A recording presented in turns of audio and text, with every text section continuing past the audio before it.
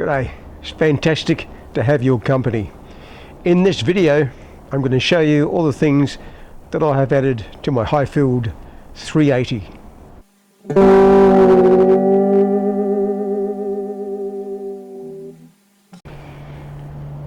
I've had my Highfield 380 for just over 3 years, and I'd say it's the best thing I've ever acquired in my life. Well, that's not taking my wife into consideration. If I did, obviously, it's still my Highfield 380. Now, before you start accusing me of being an ignorant, sexist pig, I wish to advise that I do not have a wife. I'm not married. It was a joke. I used to be married, but my wife left me because I'm a ignorant, sexist pig. Okay, let's get on with it. We're going to go from the bow to the stern. So to start with, I've installed a little D-ring on the bow here. So, what is it for?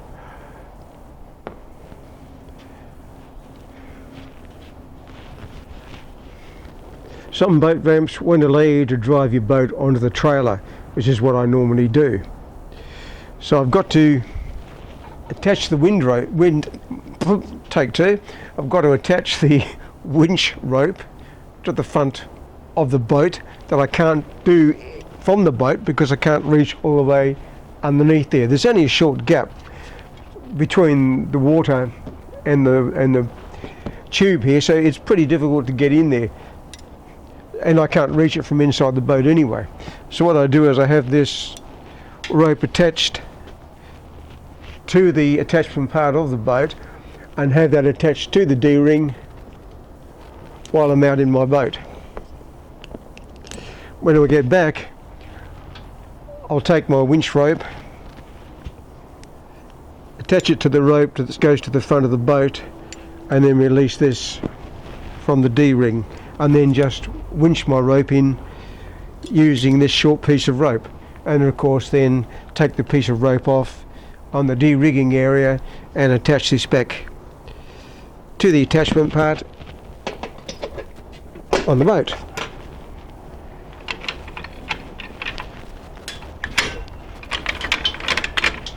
There we have it.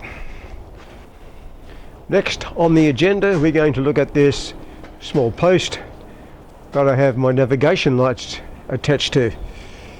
If you saw my review on the Highfield 380, I did mention I didn't like where they stuck the navigation lights, which were either side of the console.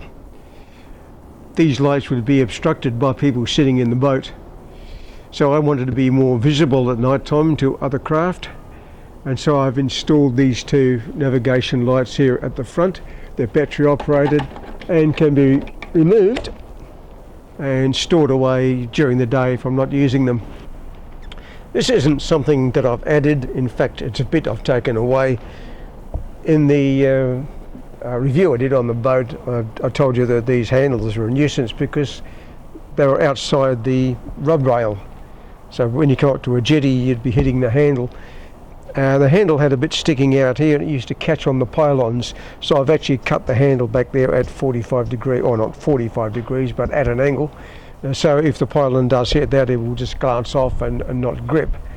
I've looked at the Highfield drawings since I did the review, and noticed that the handles are supposed to be on the inside of the rub rail. So this is obviously a manufacturing fault, and they probably wouldn't make the mistake on other boats, I would hope.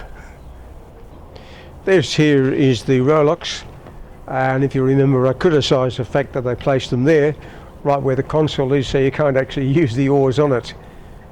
But what I have done is I've used the rowlocks to attach a boat hook to. Now this is the boat hook which I attach to the rowlocks, or this on the starboard side anyway, and of course this is quite handy and close to the driving position of the boat. So of course when I'm coming into the jetty near the boat ramp, it's easy to grab my boat hook, and of course I need my boat hook often to keep the boat away from the pylon so it doesn't hit the handles. And while we are up at the bow, I've also installed 2 fishing rod holders.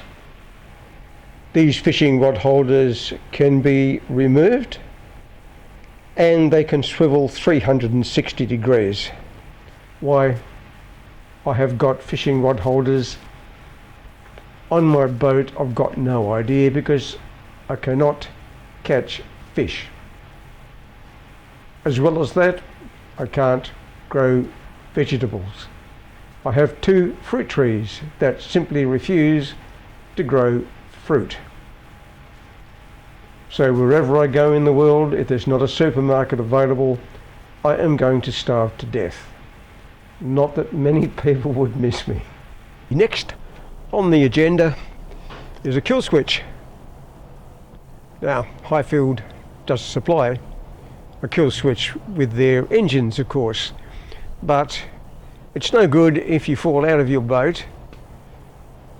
The kill switch works and you're left sitting there in the ocean with your boat floating off into the distance, especially if you've got a nice stiff breeze. So as well as the standard kill switch, this is the band that goes around my arm, also attached to this strap is a couple of meters of cord. So the kill switch would come out and then I would still be attached to the boat by a couple of meters of cord. This boat slows down pretty quickly when you switch the engine off, so I'm still attached to the boat so it can't drift off without me. Next is this plywood extension to the console. I was going to make it out of aluminium, but I thought I'd better just make one out of plywood first to make sure I get the correct dimensions and then convert it to aluminium. But then I thought I may as well wait until the plywood deteriorates and then I'll make one out of aluminium then. On the front of the extension you can see a piece of plastic pipe. This is where I position my dive flag.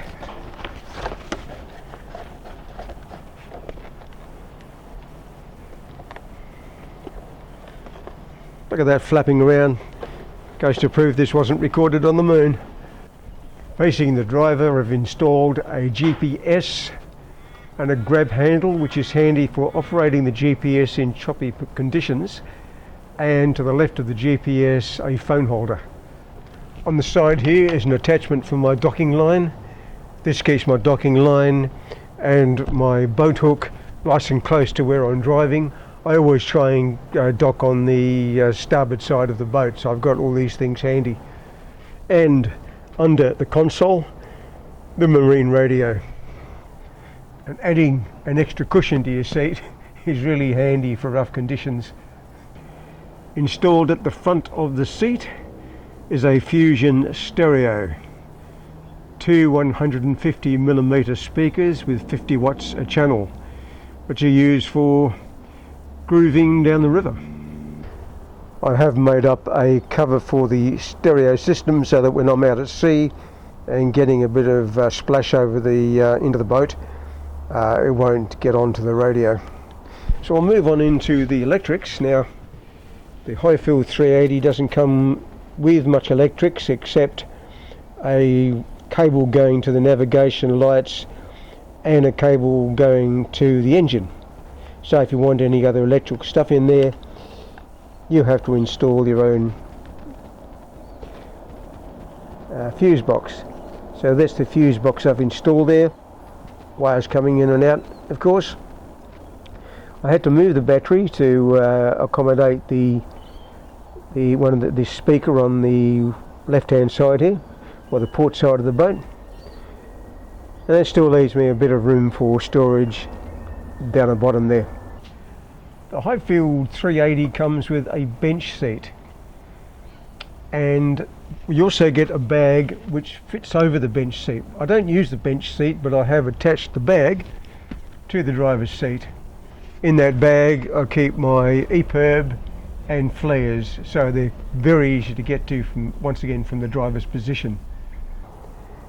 And in the outboard well behind the driver's seat, I've installed bilge pump. And here we have the Highfield anchor light. Now the anchor light is supplied by Highfield, but it's removable. And when you want to use it, you just pick it up and plug it into the socket. But every time I've gone to use it, because of the marine environment, the contacts have been corroded, and I've had to put WD-40 and some emery paper in there to try and get the contacts to work properly. So in the end, I've actually hardwired it and actually glued it into the socket. So now it's a permanent fixture. And finally, on the starboard side of the transom, I have fitted a step for boarding from the beach. Well, that concludes the tour of my Highfield 380 super yacht. If you've got a Highfield 380 and you've installed something, let me know what it is. I've got a couple more millimeters left in there, I could stick something in. Yeah, well, I hope you've enjoyed it, and I'll see you in the next video.